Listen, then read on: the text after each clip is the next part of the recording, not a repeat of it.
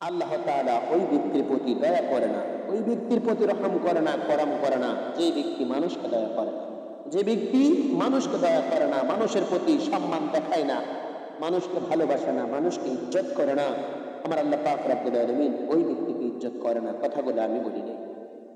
বুখারী শরীফের ৭৩৭৩ নম্বর হাদিস, বুখারী শরীফের ৭৩৭৩ নম্বর হাদিস।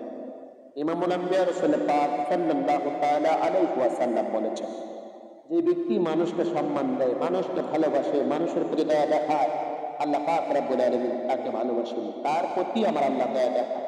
যে ব্যক্তি মানুষকে ভালোবাসে, আমার আল্লাহ তাকে ভালোবাসেন। সুবহানাল্লাহ, সুবহানাল্লাহ, সুবহানাল্লাহ। অপর আরেকটি হাদিসে আছে, নবীজি বলেন, তোমরা ততক্ষণ পর্যন্ত মুমিন হতে পারবা না যতক্ষণ পর্যন্ত তোমরা একে অপরকে ভালো না বাসো।